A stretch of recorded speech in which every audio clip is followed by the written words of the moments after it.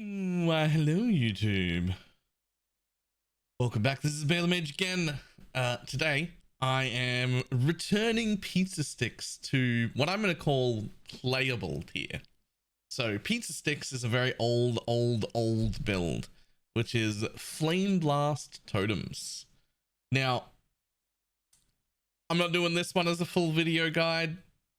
Its DPS is decent enough to do maps. It is doing all the tier 16 maps, all the witnesses. It's able to kill essences in tier 16s, stuff like that. But it's not blowing anything out of the water. This is mostly a nostalgia play because it's a build that used to be good a really long time ago. We haven't been able to play it for a long time. Flameblast of Celerity has returned it to a usable state. I wouldn't call it OP, but it's definitely usable. Is definitely good. So what does Flameblast of Celerity do differently? Two things. It does two things differently. It does not have a more ailment damage per stage modifier that the normal Flameblast has. Only a more spell damage per stage modifier. So it does lock you into being only a hit build, not an ignite build. But it also has a much larger, more spell damage per stage number and 3 maximum stages with automatically release upon reaching maximum stages, which makes it very, very quick. So it just goes off rapidly. I thought we could use this to make Flameblast Totems be good again. It turns out Flameblast Totem is good enough again, which is fine for me. It was a nostalgia play. It was a very fun build. It's moderately tanky. Its clear speed is decent. It's able to kill things. It is never going to kill an Uber boss, but it was fun to do. So I'm going to share it. But as far as do I suggest the build? Only if you've got the same nostalgia idea that I do of, oh gee, I wish I could play Flameblast Totems again. If you've got that, sure. If you don't have that, probably not. It's not that special. So we'll jump into the path of building. I'll show you what I did, where I could have improved, and then we're moving on from this build. So here is the path of building. For those who are paying a little bit of attention, you'll know I'm in a private league, so some of the stuff here is not exactly the stuff I would have in trade. The biggest example of that is the Militant Faith I'm using for more spell damage per power charges, which is great, except I don't need the mana regen on this. I only need the elemental damage, so I could get something like less mana cost or some useful second stat, but more importantly, it is taking away the normal 50% LE damage node there. This was just the best one we had access to. If I were in a trade league, I would have got one where I could take this wheel because it's a pretty good wheel. I'd have gone down this way for the ignite chance and I would have taken those 4 points. But this is the best jewel we had, and I wanted that, which is worth way more than that, so we did it. Now, I ended up staying Elemental Overload because I just couldn't get enough crit. It has a 5% base crit. It also, because it's Flame Blast, and it has the more per spell damage, and it has to channel the full, prioritized the absolute shit out of cast speed, which is why you saw in the background it was casting so quick. So we taken the cast speed wheel, we came in this way. We even went down here, which is the weirdest way I've ever done this, but that node has cast speed, that node has cast speed. These were just floater extra life nodes. Weirdest way to travel into which. I've taken this one, which I absolutely love. This notable is cracked. I actually didn't realize how strong this not notable mastery is. I did not realize how cracked this is. Critical strikes do not inherently ignite. 100% increased damage with hits against ignited enemies. Well, I mean, we have like a 50 or 60% chance to ignite. We don't deal big ignite damage or anything. We don't care about the ignite, but we have some ignite chance. We do ignite and we do hit rapidly. That's just 100% increased damage for 1 point. That is an insane mastery. I'm going to be using that at some point in the future. Real good. Same deal here. We went through cast speed, a little bit of area. If I leveled a little bit more, I would get these for more radius. I very much like area.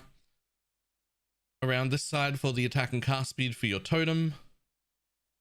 All good, all cast speed stuff. This is something I didn't realize when I first started playing. Increased effective arcane surge, really strong, actually quite good.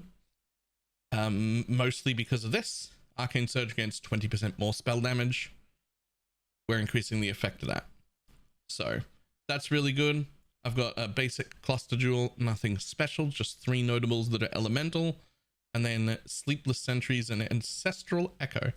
I would have preferred a node here to maybe make my totems a little bit tankier instead of this one, but the attack and cast speed is still really good. I don't need the placement speed at all though, and they're a little bit squishy, so I could have used a little bit more tank for my totems. That would have been great. Otherwise, good amount of life, more life. Iron Will, just because we're passing it and we've got enough strength that it matters. It's worth a point. It's not super special, but it is worth a point. Down here for a little bit more cast speed. That's the whole build. We ended up with 4.7 mil DPS, which again, not blowing anyone out of the water. This is set to pinnacle DPS, so it's not the worst. I've had much lower things than that, and it's like moderately tanky. We got 600 life regen, 79 all res, should be 80, but I didn't have a divine. We'll go over that in the gear section. 4.5k life. The max Fizz hit 14k, max elemental is 32, chaos is 30. It's like reasonably tanky, reasonable recovery. Everything about this build was just mid. It was all just, this is reasonable, this is reasonable. Nothing just popped out special. So this is very much a nostalgia play. What I will point out is that I did have this absolutely disgusting looking helmet. However, Immolate isn't even a support we would normally put with this. It's worth having for free, but isn't normally. And Ink AoE just gives you some area, not any damage. So this whole helmet is only about 6 to 7% more damage than putting in a normal 6-link. The big advantage of this helmet is that it comes with Ink AoE, which we would never normally link with it. And just for the sake of, we had it sitting there and no one was using it, I was like, I'd like more AoE instead of a 6-link. So I went with this, but it's not quite as special as it looks. It looks great. It is great. The extra area was fantastic, but we're literally looking at like a 6 to 8% damage loss to put it in just a regular 6-link chest. So don't be too freaked out by the helmet. It's absolutely not necessary. It happened by accident. Also, the ashes, another example of something that's in this build because I like to just have a lot of area in my Flameblast. It's actually not the best. The quality for this just gave us more base radius. It's great, but it's just a +1 level skill gem amulet. I could have easily gotten a normal +1 with some cast speed, or a +2. I could have got more cast speed. Could have upped the damage a lot by doing that. That would have been great. We used the brass dome, but my brass dome was only 4%. That makes us crit immune, which is incredibly nice for mapping. It's why this character got to level 92 so quickly. Didn't die. Always doing tier 16s. Great. Absolutely fantastic. Gloves are just temple modded gloves. Not super important. Could have used any of the temple mods. Could have used none of them. Get my fire exposure there. Herald of Ash buff effect is great. Good stuff. Pretty basic boots. Rings are nothing super special. Nothing else I think is super special here. I will note I originally wanted to go crit and thought I would be going crit. So when we made the weapon, we stacked as much cast speed as possible and we tried to go crit with it. 102% crit strike rating, 37 multi on that. On my shield, which is +1 totem and 30% RMR, also happened to roll 102% crit. No matter what I did, couldn't get enough crit in this build to make it actually worth it. So we ended up going EO. So all the crit suffixes are here except cast speed, wasted. Crit roll here, also wasted. Which means we could remake those. I'm very confident I could get this up to being somewhere between 6 and 8 mil in the pinnacle DPS, but I didn't deem it was worth the time. It's a very just middle of the range stat wise build. Very fun, very good for my nostalgia, but overall not blowing anything out of the water. Definitely not worth investing in further. So we're gonna move on. That is all I got out of this build. I will see everybody next time. Goodbye.